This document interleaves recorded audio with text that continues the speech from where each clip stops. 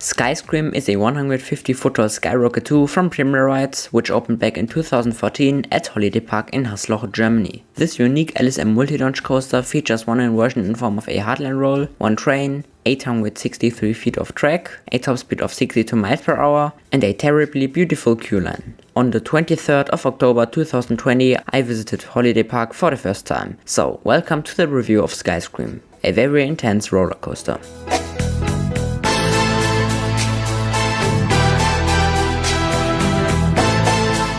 Skyscream is located in the very back of the park, and it's a long way to get there. I would recommend doing Skyscream first because exhibition G-force has to warm up, and the GP usually starts with the attractions near to the entrance. Through a corkscrew of the former Superwirbel, you can enter Skyscream's personal plaza. You can see Skyscream towering 150 feet in the air right in front of you, and in front of Skyscream there are also destroyed buildings. Oh, and there's also a scrapyard. All in all, I really like the Skyscream plaza, especially the destroyed buildings. And over the entrance, there's a big destroyed window looking like a skull. You can only enter the queue line if you're 14 years old or more, because the queue line has a horror theme. In my opinion, the age limit of 14 years old is not necessary. There are a few scare effects, but they are not too bad in my opinion. And on my visit, no one watched at the entrance, so you can just go in.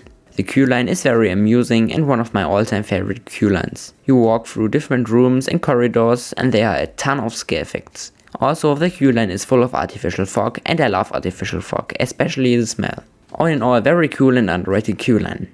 The station is okay themed, but you can choose your row. The one train the ride has is awful.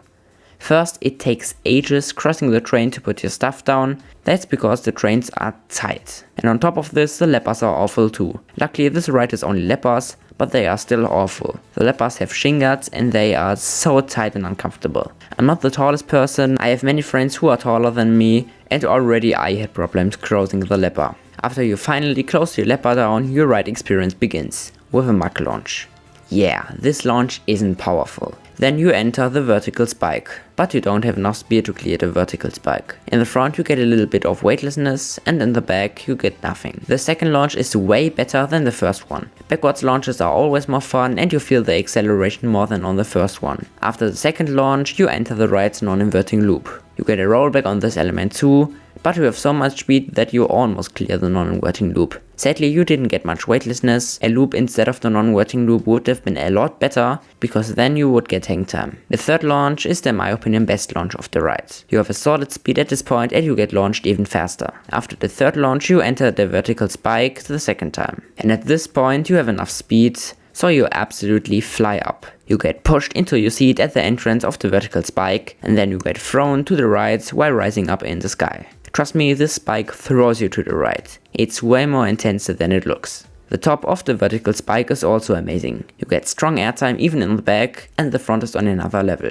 You get very strong ejector airtime, and I'm impressed on every ride how strong the airtime really is. Following that, you enter Skyscream's signature element, the hardline wall 150 feet above the ground. If you are afraid of heights, this element isn't for you. You take this element very slowly and you get hang time. The hang time is good.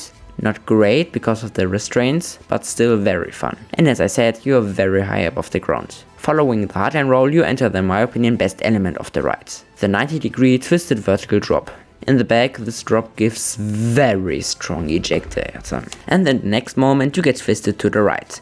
This happens so quickly and it's so intense that I would suggest keeping your arms down. It's really that strong. In front, the drop is still very good, but you have to try the back. The drop leads into the, in my opinion, most intense element of the ride, the bottom of the non-inverting loop.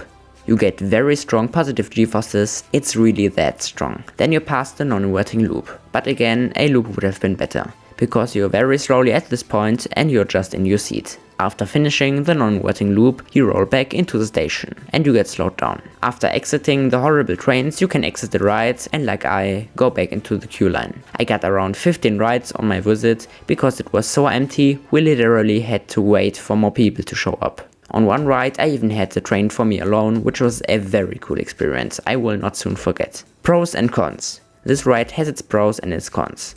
starting with the fact that the trains are horrible, especially the shin guards on the lap bars. Premier Ride should really build premier trains, because I've heard from other people that they can build trains on each of their coasters. But in my opinion, the Q line totally makes up for the bad trains. And as I said, I absolutely love artificial fog, and the scare effects are so amusing. Another con of this ride is the length. It's not a long ride. For the footprint the ride sits on, the ride time isn't too bad, but it's still short. Another pro is the ride's intensity. This ride has a few very intense moments, such like the dive down or the bottom of the non-inverting loop. The last con is the capacity. Those Skyrocket 2s don't have a high capacity. On my visit it was not necessary, but on hot summer days the ride's line can get really long. A dual loading station would have been better, but whatever, these rides were not built for capacity. Let's end this video on a positive note, with 2 more pros. The first pro is the Skyscream Plaza. It's really nice that the ride has its own plaza, and I really like the scrapyards, the destroyed buildings, and the entrance through Super Wibble's corkscrew. The last pro is the varied layouts. Because you get positive G-forces at the bottom of the non-inverting loop, you get airtime on top of the vertical spike and the drop down, you get laterals on the drop down and on the spike up, you get hang time on the hardline roll, and you get a little bit of weightlessness on the 2 rollbacks. The best seat on this coaster is tricky, because a few elements are better in the front and a few elements are better in the back. I would say definitely try the front and the back, but if you have to choose one, choose the back. This drop is worth it. The color scheme looks quite nice. It's not that special, but it's especially behind the destroyed buildings very nice looking. Oh, and I forgot to mention that this ride is very smooth. There's no rattle, not even on the valleys. So again, sadly bad trains, a short riding experience, bad capacity, and this horrible non-inverting loop, but on the plus side you have an intense and varied ride experience, you have a super cool queue line, Skyscream is very smooth, you have Skyscream's own theme plaza, and a very cool soundtrack. For its final score, I'm gonna give this ride a 7.75. Definitely visit Holidaypark. I know I say this in every review, but trust me, Holidaypark is worth a visit, because they also have Expedition GeForce. I also have an Expedition GeForce review on this channel, but I will update it soon because it's not so great. Thanks for watching. What do you guys think about Skyscream and Skyrocket 2s in general? Comment below. Again, thanks for watching, and I will see you all in the next video. Bye guys.